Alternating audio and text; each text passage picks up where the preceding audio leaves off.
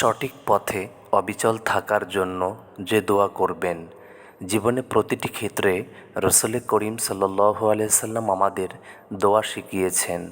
এমনকি ছোট থেকে ছোট বিষয়েও দোয়া শিখিয়েছেন।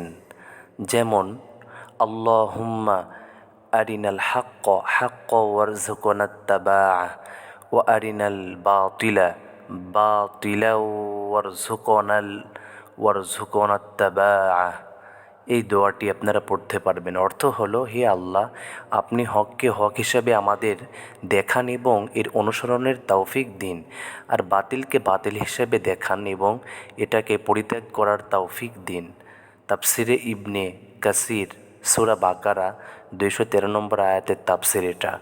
আরও হলো, হজরত আবু হুরায়রা রাদিয়াল্লাহু তাআলা আনহু থেকে বর্ণিত, নবীজি সাল্লাল্লাহু আলাইহি ওয়াসাল্লাম বলেছেন, তোমাদের প্রত্যেক ব্যক্তির দোয়া কবুল হয়ে থাকে যদি সে তাড়াহুড়া না করে আর বলে যে আমি দোয়া করলাম কিন্তু আমার দোয়া তো কবুল হলো না। হাদিসে এসেছে, হজরত জাবির রাদিয়াল্লাহু তাআলা আনহু বলেন, আমি রাসূল সাল্লাল্লাহু আলাইহি সাল্লামকে বলতে শুনেছি, কোনো ব্যক্তি আল্লাহর কাছে কোনো কিছু প্রার্থনা করলে আল্লাহ তাআলা তাকে তা দান করেন, অথবা ততাদুক অনুযায়ী তার থেকে কোনো অমঙ্গল প্রতিহত করেন যতক্ষণ না সে কোনো পাপাচারে লিপ্ত হয় বা আত্মীয় সম্পর্ক ছিন্ন করার জন্য দোয়া করে।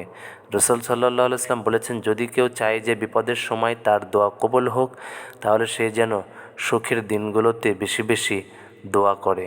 হজরত সালমান রাদিয়াল্লাহু তাআলা আনহু থেকে বর্ণিত, তিনি বলেন, রাসূল সাল্লাল্লাহু আলাইহি ওয়াসাল্লাম বলেছেন, দোয়া ছাড়া আর কিছুই তাকদীর পরিবর্তন করতে পারে না, নেক আমল ছাড়া কিছুই বয়স বৃদ্ধি ঘটায় না।